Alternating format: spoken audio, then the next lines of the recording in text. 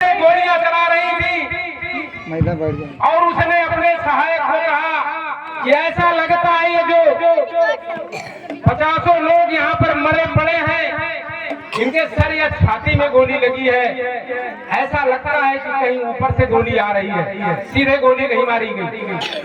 और देखते देखते उसने देख लिया और उसने अंग्रेज अफसर को कहा कि मैंने देख लिया, वो ऊपर से गोली आ रही थी क्योंकि गोलियां खत्म हो गई थी वीरांगना उदा देवी की और परिसर में सन्नाटा था, खामोशी थी। उसने कहा इस पेड़ की तरफ दर्जनों फायर कर दो और दर्जनों फायर जब हुआ तो वीरांगना उदा देवी को कई गोलियां लगी और पेड़ से गिर के धरती पर गिरी। ऊपर का जैकेट भाग जब उनका खुला तब अंग्रेजों ने निरीक्षण किया, ये तो नौजवान महिला और वो थी वीरांगना उदा देवी। वीरांगना उदा देवी देश के लिए शहीद हो गई। इनका पति मक्का पासी 8 जून 1857 को लखनऊ के चिन्हट के मैदान में अंग्रेजों से युद्ध करते हुए 8 जून 1857 को लखनऊ के चिन्हट के मैदान में इनके पति भी शहीद हो गए। ये पहले 6 महीना पहले शहीद हुए थे। आप सोचो पार्टी समाज के लोगों, ये दुनिया के इतिहास में ऐसा कोई कारनामा नहीं मिलता कि पति और पत्नी देश के लिए दोनों शहीद हो गए। लेकिन दुर्भाग्य इस बात का है कि आज तक मक्का पासी के नाम पर कोई पुरस्कार नहीं है, वीरांगना उदा देवी के नाम पर कोई सम्मान नहीं है। हम तो तब जानेंगे जब वीरांगना उदा देवी का सम्मान दिवस समारोह सारे राजनीतिक दल के लोग मनाए, सारे समाज के लोग इकट्ठा होकर के उनके प्रति आदर भाव प्रदर्शित करें, तब हम जानेंगे ना कि वीरांगना उदा देवी का जो कारनामा था वो पूरे देश के लिए था। सिर्फ पासी जाति के लोग मनावे महाराजा सुहेलदेव की जयंती, ये तो अधूरा था। महाराजा लाठन का जन्मदिन पासी से मनावे तो ये तो अधूरा काम हुआ।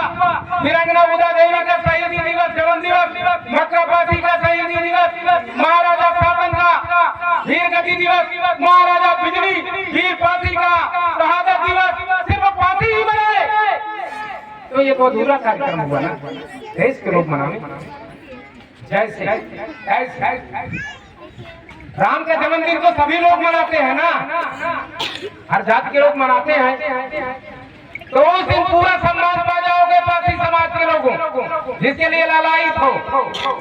जिस दिन महाराजा सुहेलदेव का वीर गति दिवस और उनका जन्म दिवस समाज के सभी लोग मनाने लगे।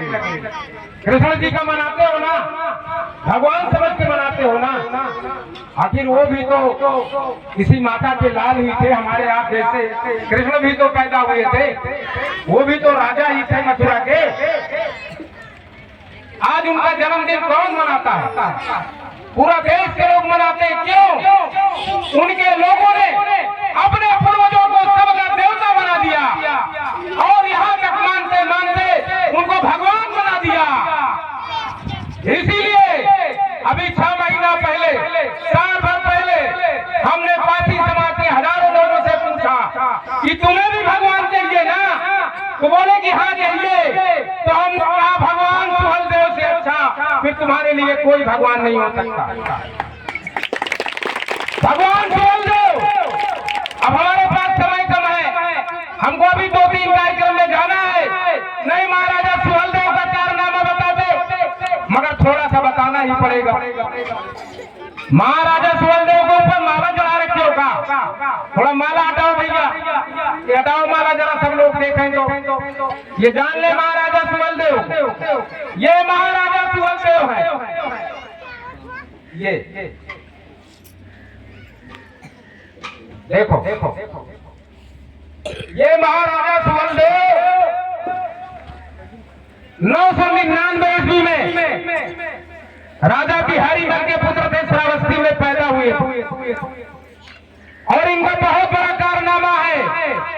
इन्होंने मोहम्मद गजनवी के भांजे सैयद सलार मसूद गाजी जिसको कहते हैं, पूरे प्रदेश की जनता वहां जाती है, मुसलमान भाई तो जाते ही हैं। ये पासी लोग, यादव लोग, मौर्य के सरवानी लोग, वैश्य सभी लोग